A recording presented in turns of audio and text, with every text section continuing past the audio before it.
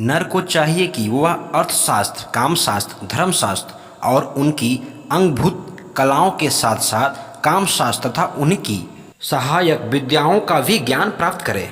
ऐसे ही पुरुष की भांति नारी को भी इस सब विद्याओं का भी ज्ञान प्राप्त करना चाहिए। तभी नर नारी गृहस्थ जीवन के सारे सुख प्राप्त कर सकता है। न जाने क्यों आज पूरे समाज में पुरुषों को तो काम विज्ञान से दूर ही रखा जाता है। इनके साथ साथ नारी को के लिए तो कामशास्त्र का अध्ययन तो जैसे अपराध ही माना गया है। ऐसा क्यों है?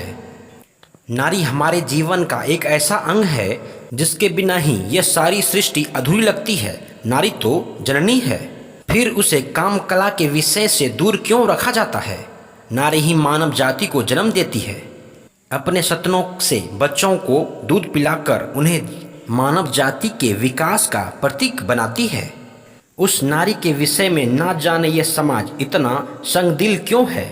आज जबकि पूरे देश में नारी नए समाज में पुरुषों के साथ कंधे से कंधा मिलाकर चलने के लिए तैयार हो चुकी है, जैसा कि प्राचीन काल में भी होता था। नर नारी दोनों कंधे से कंधा मिलाकर काम करते थे। आज नर नारी को केवल बिस्तर की शोभा बढ़ाने के लिए समझाना लेना, केवल सत्य से आंख बंद करना है। भले ही हमारे फिल्मों ने नारी का सारा रूप बदलकर उसे केवल प्यार करने की मूर्ति समझ लिया है।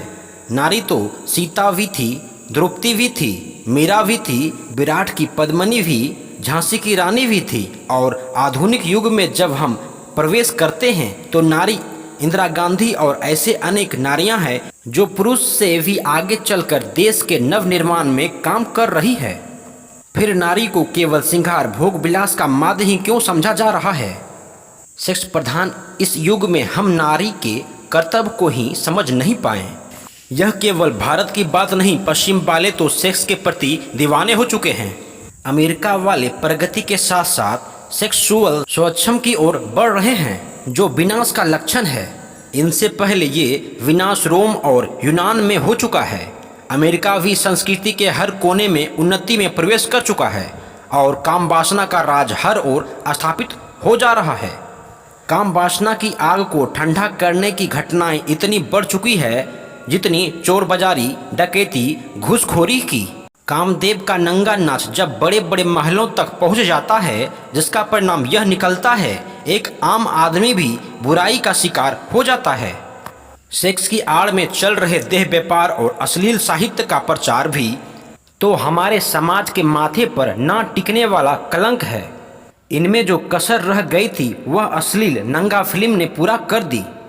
आज नारी का जो स्वरूप हमारे सामने पेश किया जा रहा है, उनसे समाज में अनेक बुराइयां जन्म ले रही है। पत्नी क्या चाहती है? सबसे पहले पति को यह जानने का प्रयास करना जरूरी है